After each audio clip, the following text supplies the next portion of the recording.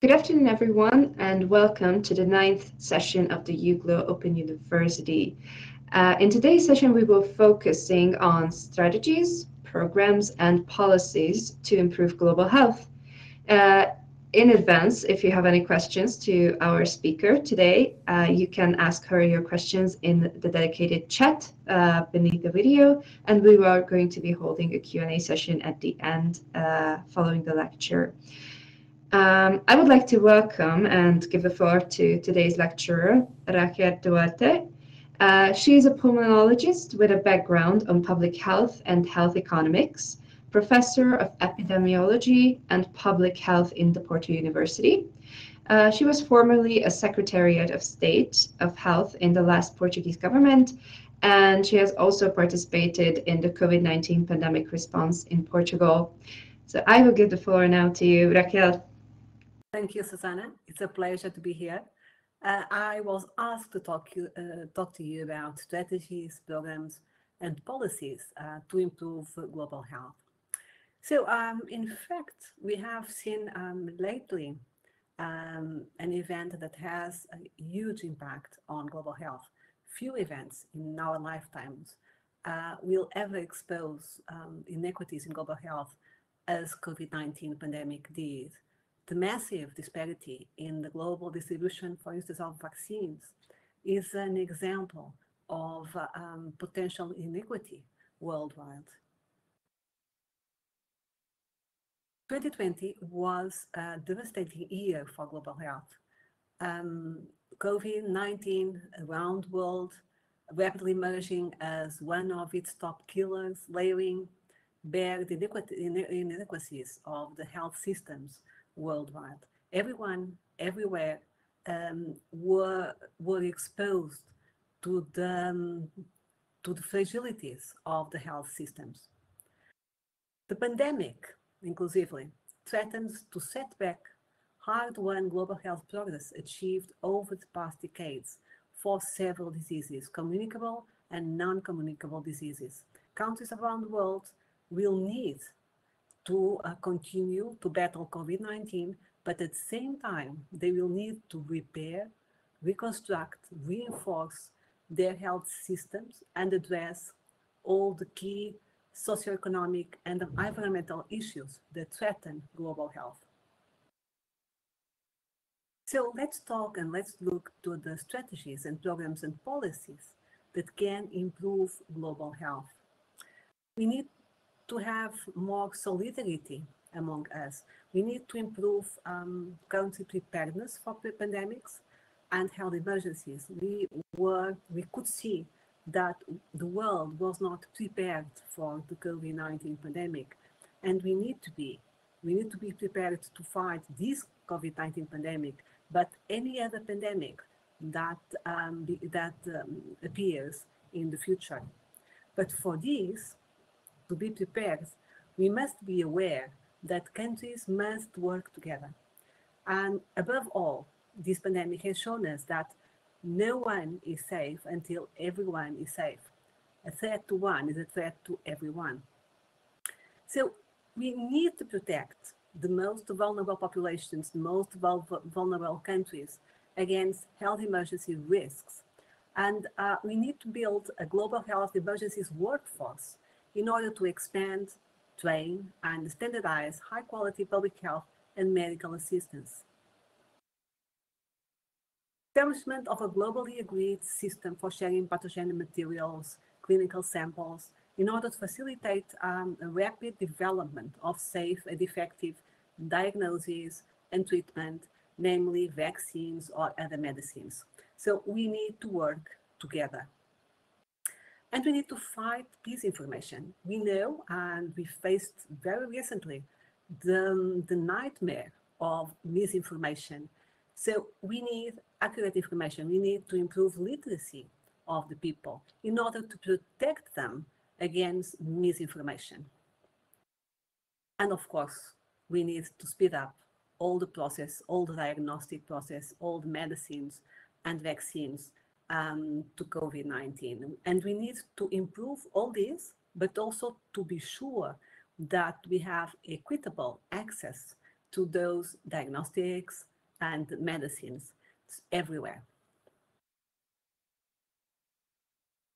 The COVID-19 pandemic has drawn attention to the deep disparities that are still present today between and within countries, and some of which are being exacerbated and risk widening even further, even after the pandemic finishes. So we need to build on international commitments to advance universal health coverage and address the broader determinants of health. And we need to monitor and address health inequities related to critical issues such as income, gender, ethnicity, living in remote rural areas or disadvantaged urban areas, education, occupation, employment conditions, and disability. All these must be addressed. Ensure equitable access to quality health services across the continuum of care, as well as engage with other sectors to address social and environmental determinants of health. This can never be forgotten. When we look to the vaccine, the COVID-19 vaccine, we can see that there is clearly inequitable distribution of vaccines worldwide. We can see that, for instance, of June 20, in 2021, only less than 1% of those living in low-income countries and less than 10% of those in low and middle-income countries had received at least one dose of a COVID-19 vaccine, compared with 43% of population living in high-income countries. Only 2.4% of population of Africa had been vaccinated, compared with 41% of North America and 38% of Europe. And primarily due to the inability to access COVID-19 vaccines, less than 10% of population in as many as 85 low-income countries had been vaccinated, when compared with over 60% of population in 26 high-income countries. And only 10 countries account for more than 75% of all COVID-19 vaccines administered. So if we don't look at this, if we don't find a way to resolve this inequity, the COVID-19 pandemic will persist among us. And this striking and ongoing inequity has occurred despite the explicit ethical principles affirming equity of access to COVID-19 vaccines. And this is quite worrisome. And how can we achieve global equity for COVID-19 vaccines? I'm going to talk to you about the key priorities and initiatives. Of course, we can distribute unallocated or reserved doses of vaccines and give donations, ramp up production and distribution capacity for additional doses of vaccines. We can technology transfer that to enable more vaccine manufacturers to produce vaccines under license from vaccines originators, or a fully funded, internationally coordinated initiative that facilitates technology transfer, building of vaccine manufacturing and scientific and regulatory capacity in different regions.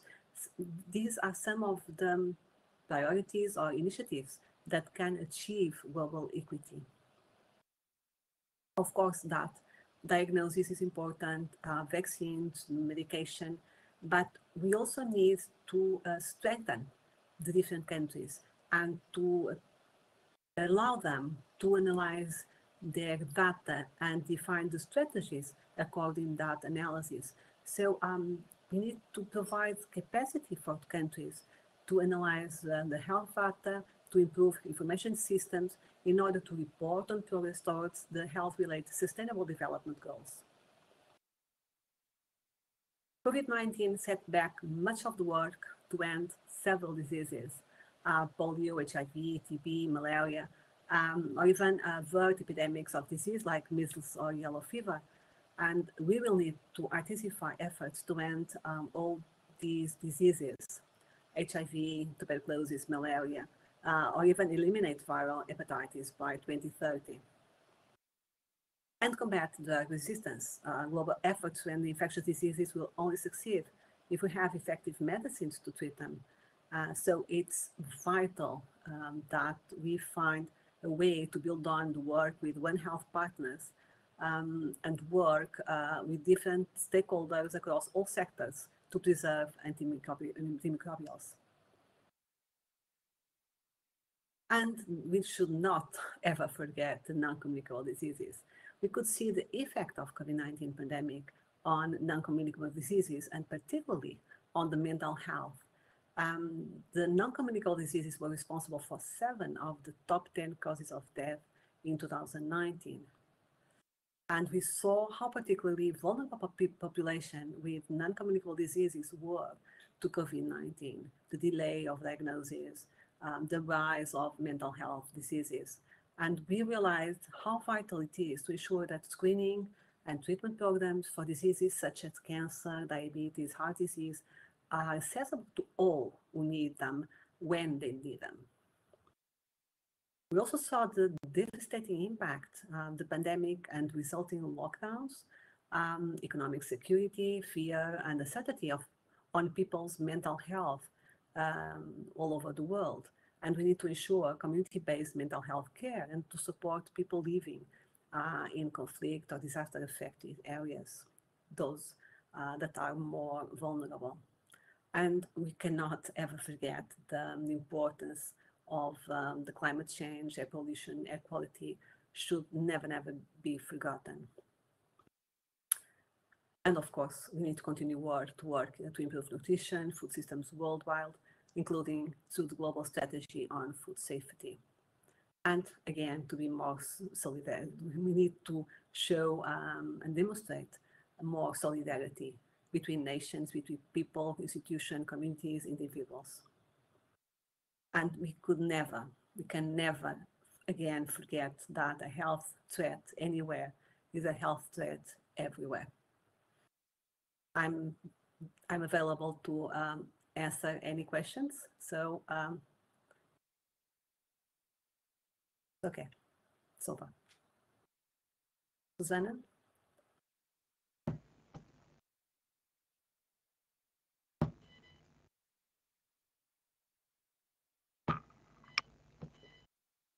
Thank you so much, Raquel, for your presentation. Currently, we don't have any questions yet in our chat, as much as I see. But I do have a question actually to you. It's regarding the acceptance of specific vector vaccines in Europe, such as the Russian vaccine and the Chinese vaccine.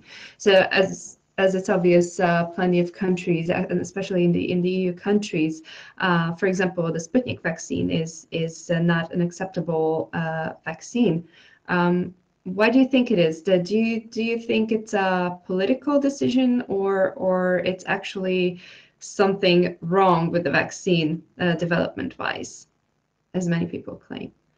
What I think is important is that every vaccine that is commercialized should have all the technology, all the data transparently defined and presented to the public, namely in scientific journals, so peer-reviewed.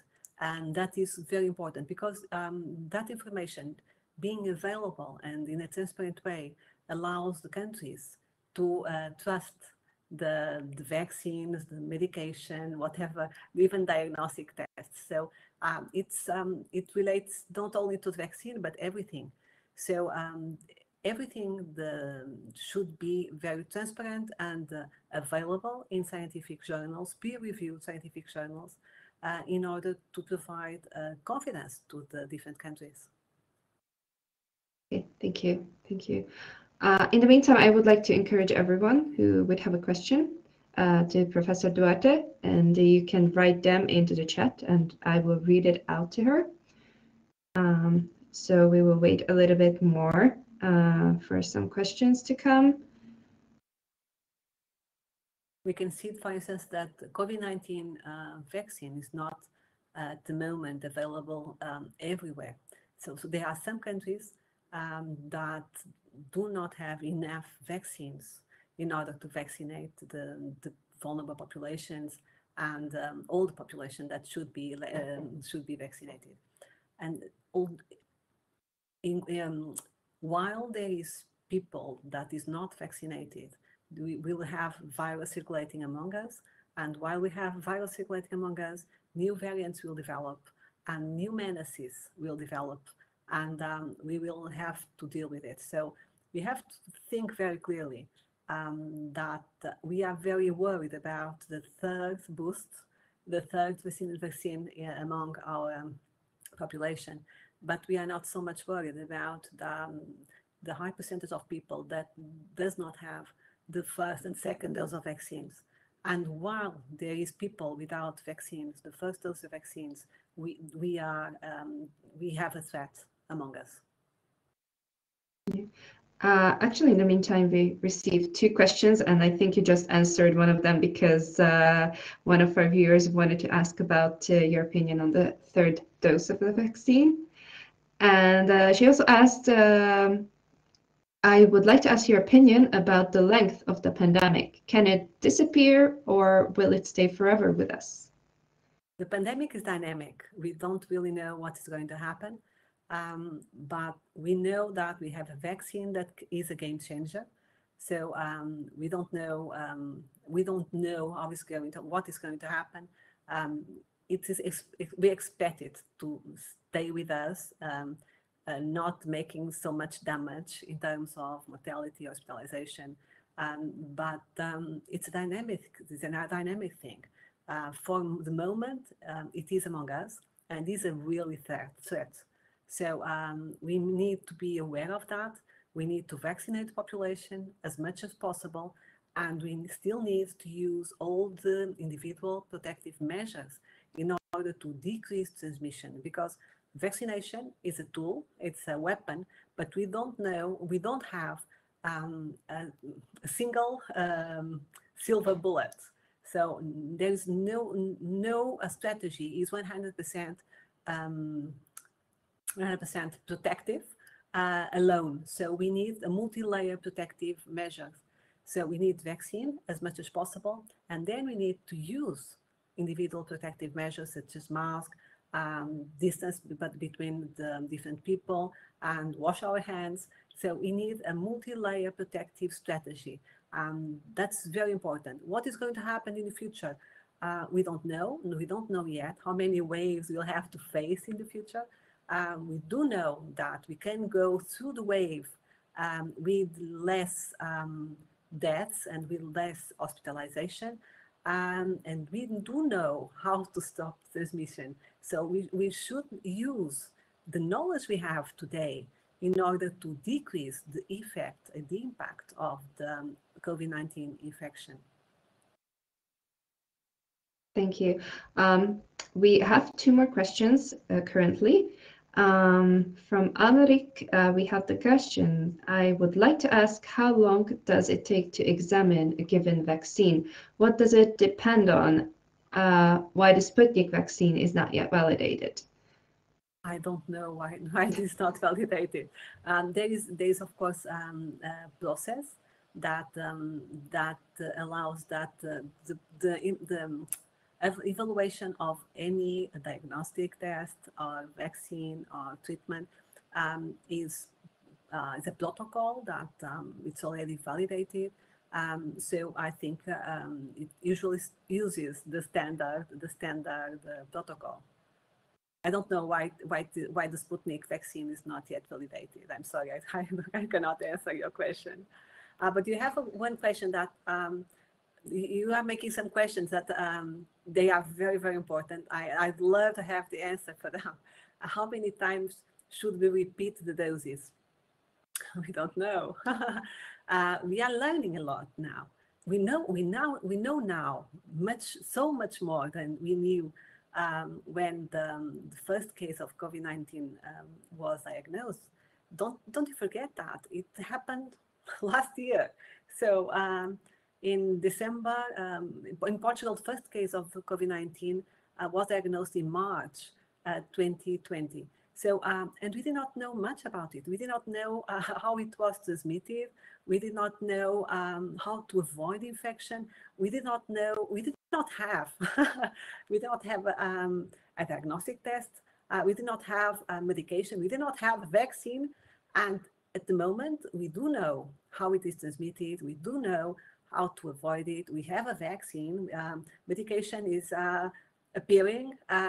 So we have so much information. We have learned so much about this infection, about SARS-CoV-2, so it's a learning process. And we know what we know now about vaccine is that the first 2 doses allowed us to have a decrease of transmission and a decrease of hospitalization, a decrease of severe cases, a decrease of lethality. But we can see that after a period of time, this defense decreases. So that's why there is the third dose of vaccine. And we can see in some countries that are already applying the third dose of vaccine that it's useful in terms of controlling, managing the infection.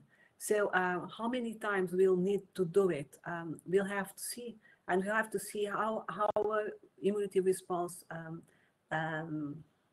reacts to the vaccine and and analyze for how long this immunity response stays with us. So we'll have to see, we'll have to look to the data, we'll have to look to the people, and we are in a learning process, but we have learned so much since the beginning of 2020. Yeah. We also have another question, which is asking, is it possible that I will not get the third dose? I think the question, the person asking the question is asking whether he or she is safe if they only have 2 doses of the vaccine. Of course, that the question regarding the third dose, I would say that there are 2 questions. Is that we are now discussing the third dose, and we are the rich countries, and we should discuss if the low-income countries, low and middle-income countries, have access to the vaccines to have the 2 doses.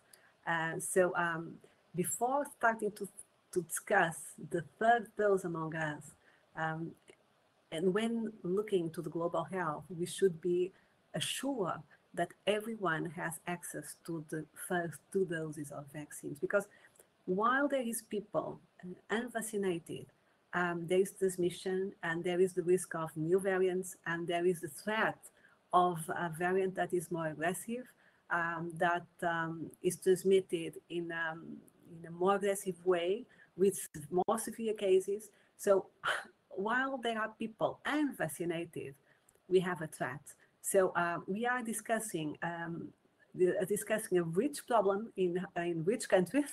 So to have the third vaccine, and don't forget, there are so many countries that don't have the 2 vaccines that allow us to have the contact with the virus, to have the transmission controlled, and have a decrease on the severity of disease. So that is the first point.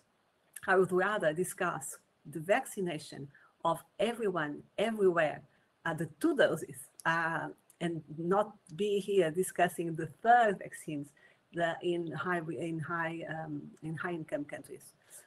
Saying that, if everyone has access to the 2 doses of vaccines, then we'll go to the third vaccine, because it really shows that the countries that use it are showing that there is really a better control of infection and transmission and severe cases and lethality, particularly in the most vulnerable populations. So if you have access, I think it's something you should do. Thank you. Actually, the same person is asking, in your opinion, will we have a 4th dose in the near future? Once again, it will depend. It will depend on the existence of virus circulating among us. It will depend on the immunity, for how long our immunity allow us, that gives us defense against the virus. So it will depend so much on what is going to happen.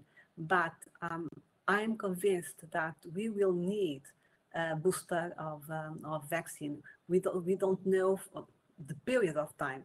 So we could see that at 6 months' time, there is a decrease of the immunity response.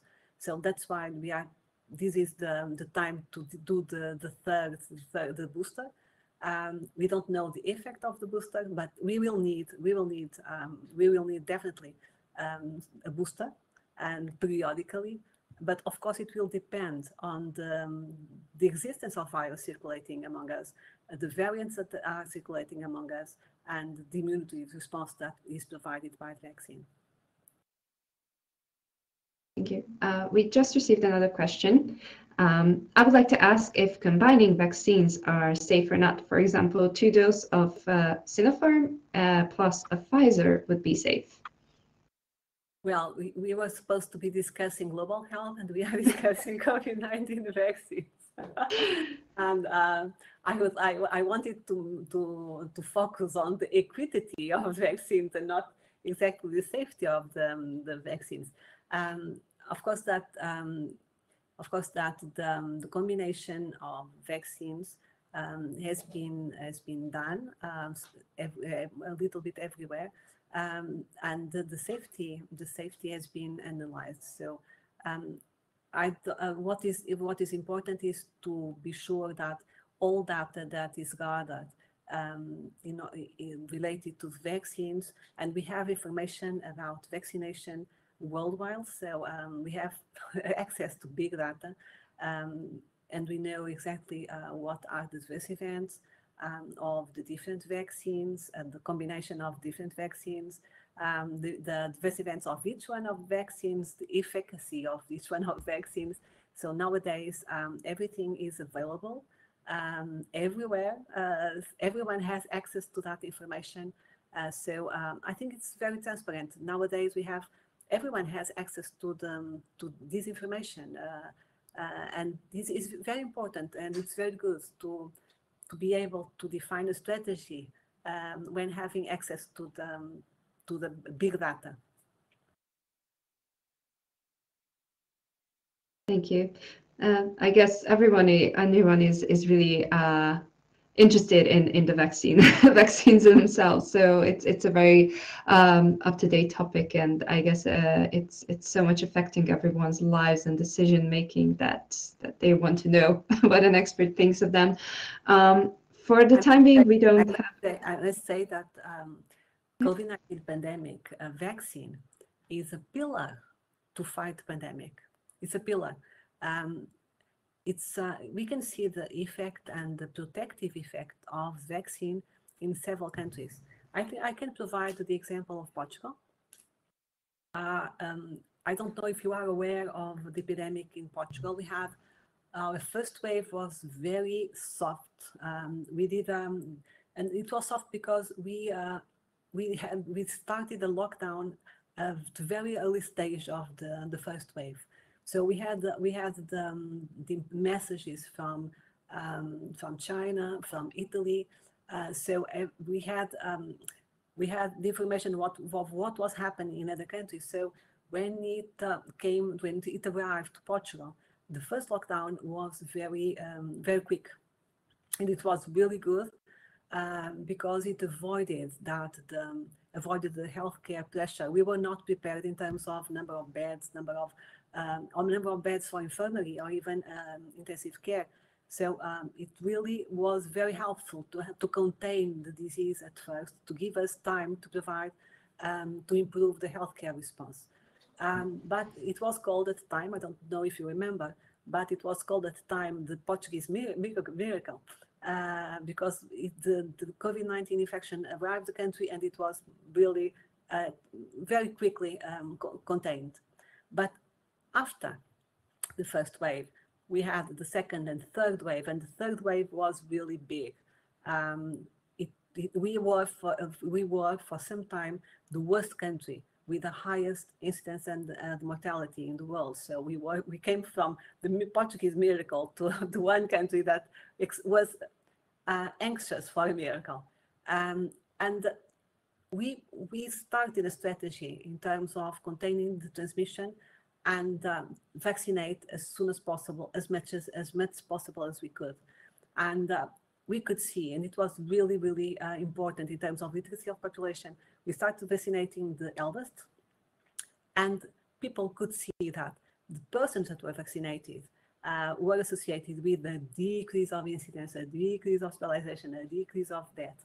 So, it was really important for people to see that, and the transparent way and the way we communicated to the population, showing them that, okay, can you see that this is population that started to be vaccinated, and you can see the numbers decreasing. And it was really important to achieve 87% of the population vaccinated. So we are not vaccinating young kids, so we are vaccinating only 12 and above. But it was really important to contain the infection. And so vaccination is the first pillar to contain the pandemic. But we cannot focus on one country alone. We cannot focus on the high-rich countries alone, because again, if only 10% of the countries are vaccinated, the rest of the world will have virus circulating. We'll have new variants, more aggressive ones, and they will reach us, because nowadays it's very quick to disseminate an infection. So we need to worry about the world, and we cannot focus only on our country or on ourselves. We should look globally. Thank you. I think these are very nice words and advice that we can take away from today. We did not receive any more questions, so I think with that we are going to be closing today's session. So I would like to thank for all of our viewers that came and listened to our lecture for today, and we're looking forward to be seeing you next week's session, which will be titled Ethics and Global Health Issues. And many thanks again for Raquel Duarte for joining us today, and I wish everyone a very good night. Goodbye. My pleasure.